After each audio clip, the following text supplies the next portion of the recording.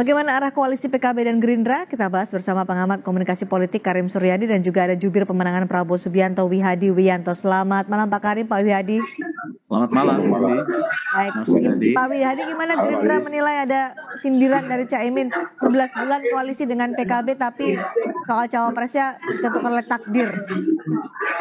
Itu bukan sindiran lah, itu kan justru memberikan kenyataan bahwa kalau PKB dengan Gerindra itu sudah berkoalisi 11 bulan itu kan sudah cukup matang. Artinya sampai dengan 11 bulan itu kan berarti hubungan kedua belah pihak ini cukup baik gitu kan. Jadi itu suatu hal yang memberikan sebenarnya bukan memberikan informasi atau warning bahwa kita ini sudah 11 bulan dan tidak ada apa-apa. Saya kira sudah cukup solid kan. Itu bukan sindiran lah. Oke, 11 bulan diklaim solid Pak Wihadi, tapi solidnya itu artinya akan menjadikan Caimin sebagai cawapresnya Prabowo Subianto? Kan ya, solid katanya. Ya, jadi begini. Kalau mengenai masalah cawapres itu kan memang sesuai dengan kesepakatan Gerindra dengan PKB, kami dengan PKB itu adalah bahwa untuk penentuan presiden dan calon wakil presiden ditentukan bersama-sama dua ketua umum. Nah, sampai sekarang ini kan penentuan daripada presiden sudah, ya kan? Nah, penentuan wakil presiden kan tentunya itu ada di Caimin tentunya yang mempunyai golden ticket mengenai masalah wapres cawapresnya, gitu kan? Dan artinya kan ini keputusan ini kan keputusan bersama kedua belah pihak, dua partai yang memang mempunyai perjanjian. Maaf saya potong. Kedua belah pihak ada keputusan dua partai, kedua belah pihak, ada PKB, ada Gerindra. Kan PKB sudah inginnya Caimin. Oh iya, tapi kan ini kan belum dibicarakan secara keputusannya, karena keputusannya kan belum final, gitu kan masih ada waktu sampai dengan bulan Oktober, karena kan bagaimanapun juga kan ini koalisi masih bisa bertambah, gitu kan. Oke, koalisi masih bisa bertambah. Pak Karim, apa makna untuk Anda pernyataan Caimin 11 bulan koalisi tapi cawapresnya takdir? Ya, pertama menurut saya tidak ada yang berubah ya di antara tiga blok pasangan ini. Jadi nasib mereka yang menginginkan atau digadang-gadang menjadi cawapres itu seperti lagunya Gong 2000. Apa itu? Menanti kejujuran, gitu ya. Menanti kejujuran, harapkan kepastian. Oke. Hanya itu yang mampu kulakukan, gitu ya. Nah, yang kedua, menurut saya tidak ada paralelitas antara arah koalisi dengan arah capres-cawapres. Sebab bisa jadi koalisinya tetap, tapi capres-cawapresnya tidak seperti yang diinginkan masing-masing, karena bergantung kepada komitmen, bergantung kepada konsensus yang akan terjadi menjelang pendaftaran.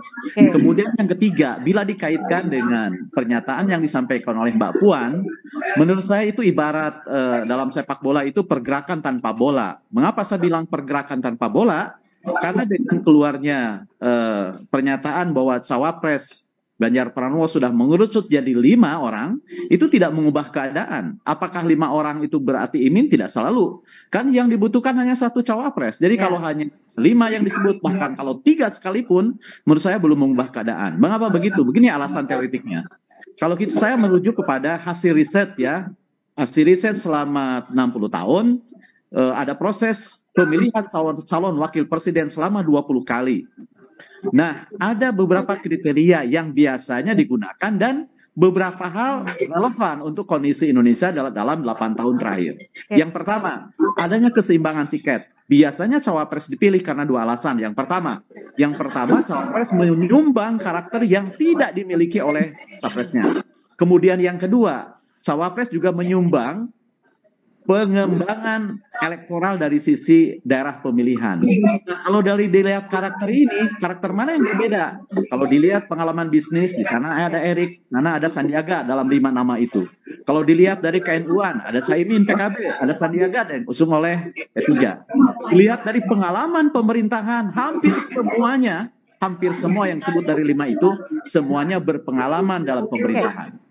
Nah, tinggal sekarang kembali kecocokan. Nah, itu kita tidak tahu. Jadi, meskipun sudah ada pernyataan 5 nama itu, menurut saya tidak mengubah keadaan, karena 5 nama yang disebut itu tidak mengarah pada salah satu yang potensial dikawinkan dengan Ganjar Pranowo. Jadi menurut Anda PKB dan Caimin tidak tergoda untuk pindah koalisi ke PDI Perjuangan?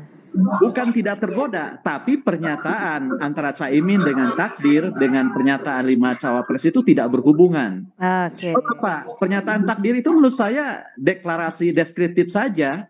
Bahkan ada keyakinan di kalangan pesantren bahwa keinginan keras sekalipun, usaha keras sekalipun tidak akan bisa merobohkan dinding takdir.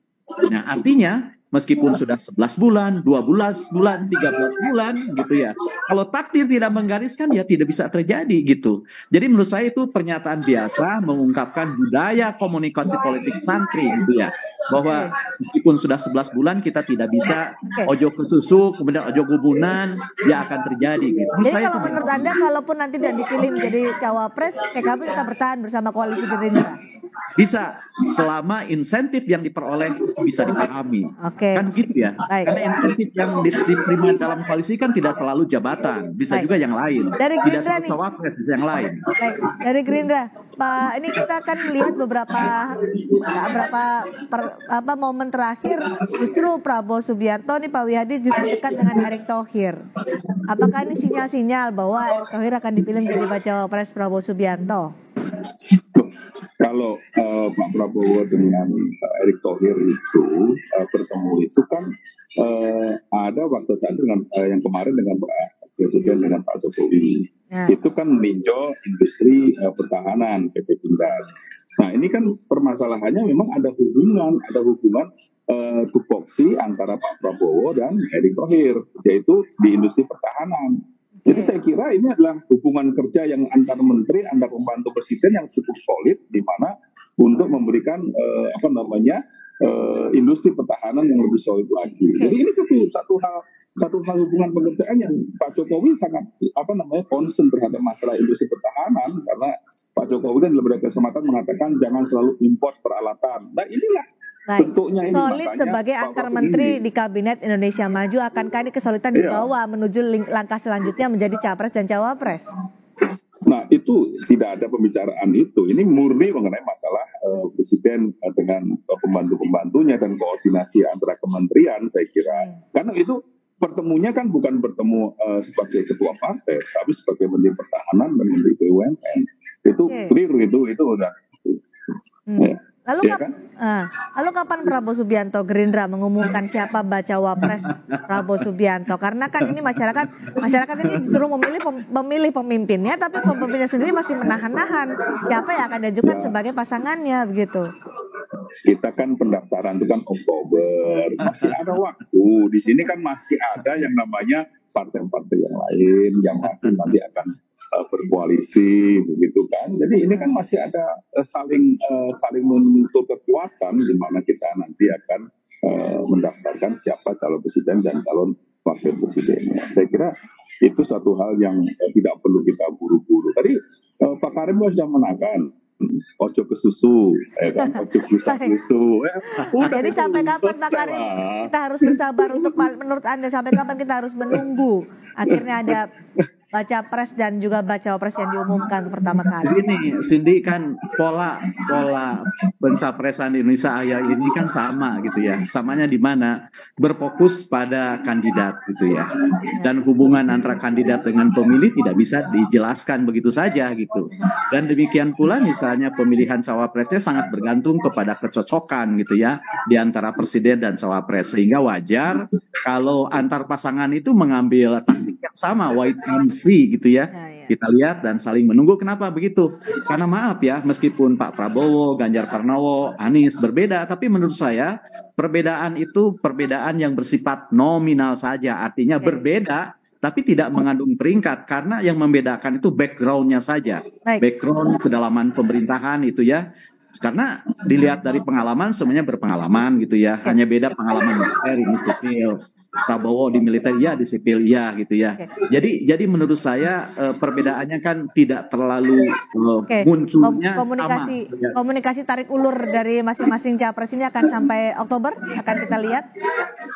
Saya tidak yakin sampai Oktober, mungkin 2 atau 3 bulan gitu ya, bergantung kepada komitmen yang sudah dibangun. Sebab saya memahami kesulitannya karena hampir semua pimpinan partai politik itu kan diamanahi oleh Munas, oleh Kongres untuk menjadi calon presiden atau calon wakil presiden. Padahal tidak ada satu partai pun yang bisa maju sendirian. Sehingga ini lama tidaknya akan bergantung kepada seberapa cepat pantase poin atau titik temu di antara mitra koalisi ini terbangun untuk bersepakat pada siapa capres dan cawapresnya, dan diikuti dengan pembagian insentif elektoral yang akan diterima masing-masing peserta koalisi, kan begitu intinya. Baik, Ini soal seberapa cepat koalisi itu saja menurut saya. Terima kasih Pak Karim, terima kasih juga Pak Wiyadi. Selamat malam Mas Wiyadi. Terima kasih sudah bergabung bersama.